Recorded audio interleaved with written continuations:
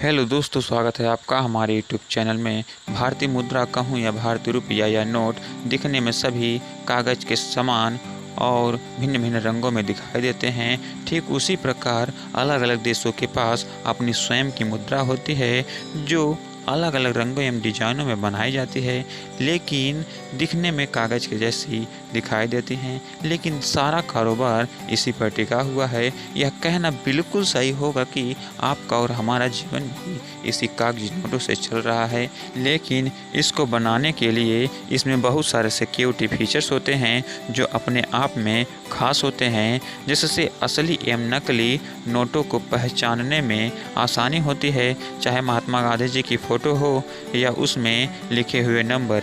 लेकिन नोट को आकर्षित बनाने के लिए इसमें नए नए फीचर्स आते रहते हैं, जिसमें उसी प्रकार के नोट कोई दूसरे लोग ना बना सकें। लेकिन किस नोट को छापने में या प्रिंट करने में कितना खर्च आता है, चलिए जान लेते हैं।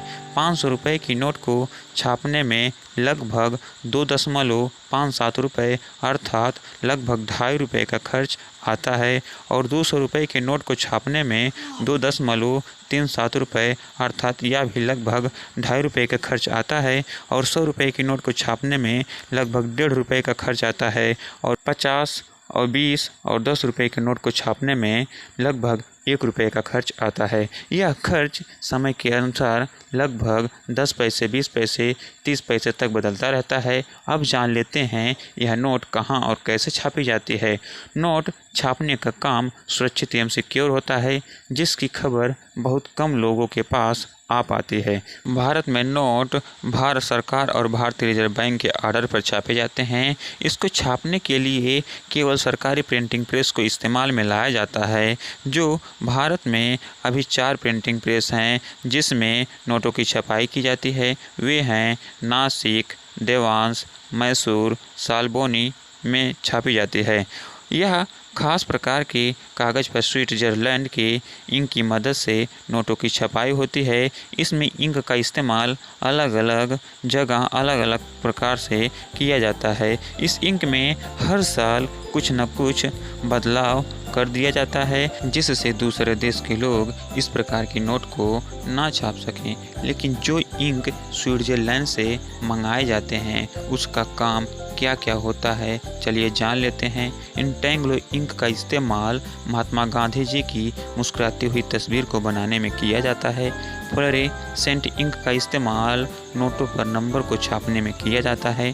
ऑप्टिकल वेरिएबल इंक का इस्तेमाल नोट को सिक्योर बनाने में किया जाता है। अब जान लेते हैं नोट को छापने वाले कागज़ के बारे में। यह कागज़ अपने आप में बहुत खास होता है। इसको पानी में डालने के बाद यह खराब नहीं होता है। यह कागज़ विश्व भर में केवल 4 देशों के पास है जिसको बनाने में आधुनिक मशीनों का इस्तेमाल किया जाता है। लेकिन भारत में इस कागज़ का निर्माण मध्य प्रदेश के होशंगाबाद और महाराष्ट्र में भी किया जाता है। बता दें कि इस कागज़ को बनाने के लिए कुछ खास प्रकार के कॉटन का इस्तेमाल किया जाता है। इस कॉटन और इंक दोनों को सरकारी प्रिंटिंग प्रेस में भेज देते हैं। जिस प्रकार की नोट की ज़रूरत होती है उसको उस मशीन में सेव कर देते हैं।